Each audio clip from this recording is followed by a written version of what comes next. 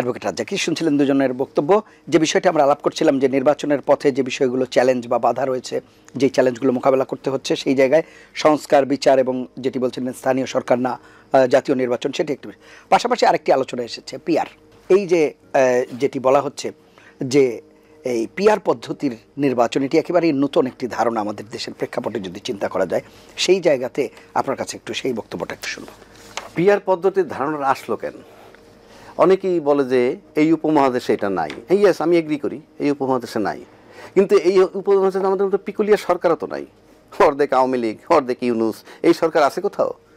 যেহেতু দেশটা পিকুলিয়ার, আমাদের দেশের সরকারটা পিকুলিয়ার, আপনাকে কিন্তু চিন্তা করতে হবে আপনার দেশের পরিস্থিতি অনুযায়ী। আপনি এইখানে বিষয়ে যখন কি বলে আমেরিকার কথা, সিঙ্গাপুরের কথা চিন্তা করেন, বোকার স্বর্গে বাস করি আমরা। আমার দেশটা তো সেরকম না। সুতরাং আমার দেশের এখন যে পলিটিক্যাল সিনারিও যেভাবে আছে, তার সাথে যেটা অ্যাপ্লিকেবল সেইটা অ্যাপ্লাই করা উচিত। এখন সে কারণে পিআর পদ্ধতি কেউ কেউ চায়। কেন চায়? চাওয়া না চাওয়া, করা না করেন তাদের ব্যাপার, আমাদের না। আমরা মতামত দিচ্ছি। আচ্ছা, আপনি যদি নির্বাচন করেন তাহলে আপনার একটা শক্ত বিরোধী দল লাগবে না? যদি ভালোভাবে গণতান্ত্রিক চর্চা করেন। আওয়ামী লীগ সরকার যে ছিল, কোনো বিরোধী দল ছিল? ছিল না। ছিল জাতীয় পার্টি, ছিল, ওই তো জাতীয় পার্টি, শক্ত বিরোধী দল তো না। আচ্ছা, আওয়ামী লীগ তৈরি করেছে। আচ্ছা, তাহলে আজকে যদি নির্বাচন হয়, যে দলটাই ক্ষমতায় যাক, শক্ত বিরোধী দল কি হবে? নাই। এখন আসেন, আপনি শক্ত বিরোধী দল যদি না থাকে, তৈরি করার দায়িত্ব কি বিএনপির? আমি তো বিএনপির নামই উচ্চারণ করিনি। আমি বলছি ক্ষমতায় যেই যাক, তার শক্ত বিরোধী দলটাকে। আর শক্ত বিরোধী দল যদি না থাকে, তাইলে তারাই আমরা কিভাবে পাবো সরকার হিসাবে? আগে যে ক্ষমতায় ছিল সে তো শক্ত বিরোধী দল তার ছিল না। এখনো যদি না থাকে তাইলে কি হবে? এক। দুই নম্বর, শক্ত বিরোধী দলের পথ তো ধ্বংস করা হয়ে গেছে। হ্যাঁ, ঠিক আছে, ধ্বংস করা হয়ে গেছে। এখন রাতারাতি আপনি কিভাবে পাবেন শক্ত? রাতারাতি তো আমরা সবাই চাচ্ছি। বলা হচ্ছে যে 10 মাসে কি সংস্কার হইলো। হ্যাঁ, এর আগে 10 বছর, এর আগে যে নির্বাচন, 10 বছর যে নির্বাচন, লাস্ট 10 ইয়ার যদি আমি বলি, সেটা কি নির্বাচন ছিল? আপনি যদি বলেন নির্বাচন ছিল, তাহলে তারাইলাম কেন? আর যদি বলেন নির্বাচন ছিল না, 10 বছর ধৈর্য ধরছেন, এখন পারবেন না কেন? ওটা তো নির্বাচন ছিল না। যদি ছিল বলেন, তাহলে তারাইলেন কেন? আর যদি না থাকে, ওটা ছিল না বলেন, নির্বাচন ছিল না, হ্যাঁ, তাহলে আরো ধৈর্য ধরেন। এক কারণ, সংস্কার করতে হবে। কেন করতে হবে? ওই সময় যে নির্বাচনটা হয়েছে, যে রাজনৈতিক দলগুলো নির্বাচনে যায়নি, তাদের সবচেয়ে বড় অজুহাত কি ছিল? লেভেল প্লেইং ফিল্ড নাই। এটা তো ছিল। এই লেভেল প্লেইং ফিল্ড যখন নাই, লেভেল প্লেইং ফিল্ড নিশ্চিত করে কে? প্রশাসন। বাংলাদেশের নির্বাচন কমিশন বলতে যা বুঝে, তাদের সারা বাংলাদেশের লোক হবে 8-10 হাজার, কিন্তু নির্বাচনের সময় প্রশাসন তাদের অধীনস্থ হয়। ফলে প্রশাসনই হলো মাস্টার লেভেল প্লেইং ফিল্ড নিশ্চিত করার। তাহলে যে প্রশাসনের অধীনে আপনারা নির্বাচনে যাননি কোনো রাজনৈতিক দলগুলো, আওয়ামী লীগ ছাড়া, সেই রাজনৈতিক দলগুলোর এখন ওই একই প্রশাসনের উপরে আস্থা কেন? আপনি তো যান নাই নির্বাচনে, ওদের উপরে আস্থা নাই বলে। এখন কিন্তু আস্থা হয়েছে। পরিবর্তন হয়েছে না? এখন পরিবর্তন কোথায়? 7 তালাটা 3 তালায়, 3 তালাটা 5 তালায়, 5 তালাটা 9 তালায়। এই তো প্রশাসন, এই তো প্রশাসন। কমিশন পরিবর্তন। তারপরে আমি, হ্যাঁ কমিশন, তারপরে বলছি প্রশাসন কিন্তু একটা ফ্যাক্টর বাংলাদেশের নির্বাচনে। গল্প আপনি যতই করেন, কারণ আমাকে বানাইয়া বলতে হবে না কারো, কারণ আমি নির্বাচনগুলো দেখছি। এই প্রশাসনিক কোঅপারেশন কোথায় পাবে? আপনি যদি বলেন যে নির্বাচনের সময় সেন্টার দখল হয়, নাথিং নিউ ইন বাংলাদেশ, তাহলে সামনের নির্বাচনে যে হবে না তারও কোনো গ্যারান্টি নাই। তর্কের খাতিরে বলছি। এখন আসেন, যদি নির্বাচনে সন্ত্রাস হয়, মানে সামনের নির্বাচনে কেন দখল করতে হবে? দখল করতে হবে যদি মানে এখনকার প্রেক্ষাপটটা সময়ের প্রেক্ষাপটের চেয়ে ভিন্ন নয়। সেটাই বলতেছি। আপনি প্রশাসন যদি ফ্যাক্টর, প্রশাসন কি চাইবে জানেন?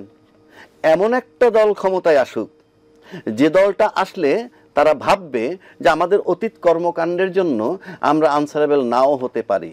কেন? সম্প্রতিকালে কিন্তু আমলাদের ভিতরে একটা ভয় ঢুকছে, সেটা নুরুল হুদার গ্রেফতারের মাধ্যমে। নুরুল হুদার গ্রেফতারের পরে কিন্তু হাবিবুল আউয়াল সাহেবও গ্রেফতার হয়েছেন। বাংলাদেশে কিন্তু আমলা গ্রেফতার সরকার পতনের পর সাধারণত আমরা দেখিনি, এবং সেটা বিএনপির মামলার পরেই। সেটা বিএনপি মামলা করুক, সেটা নিয়ে মামলার পরেই সেটা বরং আমার কাছে দুঃখজনক। বিএনপির মামলা করতে হলো কেন?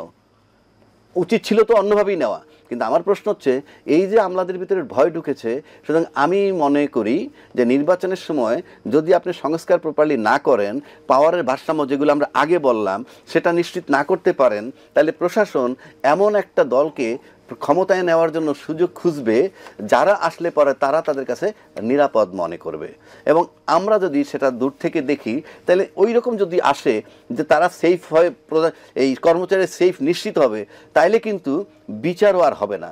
এবং এই যে নিশ্চিত হওয়াটার কারণে আমরা কিন্তু অনেক জায়গার থেকেই পিছিয়ে যাব।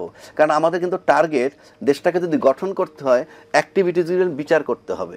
এবং আমরা জানি যে দলগুলো দৃশ্যমান, যাদের প্রভাব দেখা যায় এই মুহূর্তে, তাদের ভিতরে কারা ক্ষমতায় গেলে প্রশাসন সেফ, কারা ক্ষমতায় গেলে প্রশাসন সেফ না, সেটা কিন্তু প্রশাসন জানে। সুতরাং আমি নির্বাচনের ক্ষেত্রে এই প্রপার সংস্কার যদি না হয়, তাহলে কিন্তু সেই আগের জায়গায় আমরা চলে যাব। এটার কারণ হচ্ছে আমাদের যে অতীত অভিজ্ঞতা আমরা দেখেছি কোন দলগুলো কি করেছে। সুতরাং সেখানে আমরা তো আস্থার সংকট আমাদের আছে।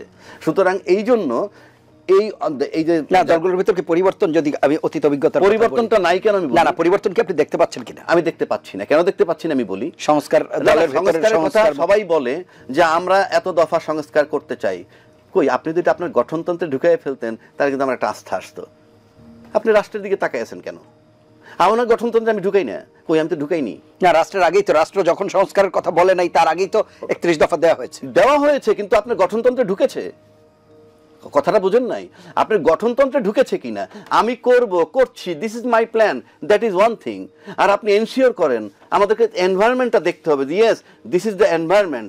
আপনি যদি একটা জিনিস লিখিতভাবে দলিল বানিয়ে ফেলেন, তখন আমি হ্যাঁ এটা দলিল হয়েছে, আমি এসে করবো। রাজাকি ভাই, আরেকটি ব্যাপার আপনার কাছে কি মানে এর ইতিবাচক ভাবে দেখেন কিনা? যেহেতু আমরা বড় রাজনৈতিক দলগুলোর কথা বলছি, তাদের তো ইতিবাচক বিষয়গুলো আমরা দেখতে চাই। সেই জায়গাতে 70 অনুচ্ছেদের ব্যাপার কিংবা 10 বছর ক্ষমতায় থাকবার বিষয়, প্রধানমন্ত্রীর মেয়াদ, সেই বিষয়গুলো যখন বিএনপি মেনে নেয়, সেই বিষয়টিকে কি আপনি ইতিবাচক ভাবে দেখেন? আমার কাছে কিন্তু বিএনপি জামাত কোনো ইস্যু না। আমি বলছি এই যেটা আপনি বললেন 70 অনুচ্ছেদের কথা, এটা হলো দৃশ্যমান কিছুতে দেখাইতে হবে। কারণ আমরা চাই তো নির্বাচন। কিছু কেন এখানে তো আমরা, হ্যাঁ ওটা ঠিক আছে, প্রায় 89% মতো বিএনপি মেনে নিয়েছে, তো এটা কিছু হলো? 89% যদি মেনে নিয়ে থাকে, আর 11% বাকি রয়েছে। এই তো আর সব বিএনপি কে মানতে হবে? দেখেন, আর 11 বিএনপি মানার বিষয় না তো, আর 11%-এর মধ্যে রয়েছে কি দেখেন না, সেটা হলো আরপি পদ্ধতি, পিআর পদ্ধতি রয়েছে এর ভিতরে। স্থানীয় নির্বাচন আগে না পরে সেটা রয়েছে। পিআর পদ্ধতি তো ছিল না ঐক্যমত কমিশন। না এখন নতুন এই ইস্যুগুলো তো রয়ে গেছে। এগুলো তো সবচেয়ে বড় ইস্যু, এইগুলোই তো সবচেয়ে বড় ইস্যু। আপনার পিআর সিস্টেম বলেন, আরপি সিস্টেম ইস্যু, তারপরে পাওয়ারের ভারসাম্য ইস্যু, 70,000 ইলেকট্রাল ভোট হবে নাকি সংসদ সদস্যরা করবে, নাকি আনুপাতিক হারে সিট পাবে, অল দিস আর ইস্যুস। এটা তো ভাইটাল ইস্যু। মানে পিআর পদ্ধতি কেন জরুরি বলে মনে করছেন? এইবার আসেন, আমি রাজনৈতিক দলরা কি মনে করে সেটা না, আমার যেহেতু একটা শক্ত বিরোধী দল দরকার, নাম্বার 1। নাম্বার 2 হচ্ছে পার্লামেন্ট তো XYZ, খালি আমরা লিমিটেড কয়টা লোক। আওয়ামী লীগের সময় কিন্তু শক্ত বিরোধী দল ছিল বিএনপি, কিন্তু সেটা মাঠে না মানে সংসদে ছিল। সেটা আপনি অফিসিয়াল এটা বলতে পারবেন না। ওটা তো বরং বিএনপির সৌভাগ্য যে আওয়ামী লীগ 16 বছর তাদেরকে গালাগালি করে রাজনীতির মাঠে রাখছে, মানে আছে বিএনপি, এবং বিএনপি ছিল তাদের বিরোধী দল, ভয়ের কারণ ছিল তাদের বিএনপি।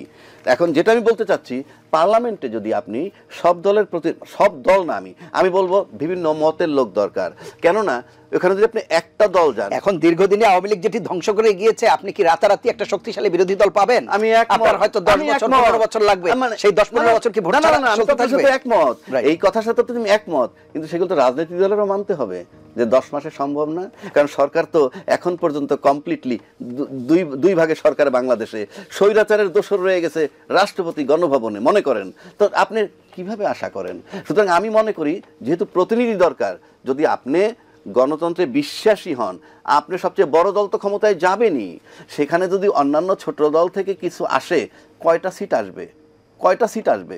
ধরেন না জামাত পাবে 30টা সিট। না, পিআর পদ্ধতিটা হতো খুব গোলমেলে, মানে এখানে যারা ভোট দিবে তারা নিজেরা জানবে না যে তাদের এমপি কে হবে। না দেয়ার ইজ এ সিস্টেম। না সেটা আবার তো অন্য, তখন তো 300 সিটে প্রার্থী যাবে না, তখন বলা থাকবে 300 সিটে প্রার্থী থাকলে মানে আমার আসনে কে এমপি হবে, আমি যে কাকে এমপি এটা তার তখন বলতে পারবো না, তখন তো মোট ভোটের উপর ডিপেন্ড করে সেটা প্রপোর্শনাল দিয়ে তারপরে আসন কি বিন্যাস করা হবে। নিয়ম আছে, সেটা হলো আপনি আপনার প্রার্থী সিরিয়াল করে দিবেন, 1 থেকে 300 প্রার্থী সিরিয়াল করে দিবেন, আনুপাতিক হারে যা পাবেন টপের থেকে নেবেন, এটাই নিয়ম।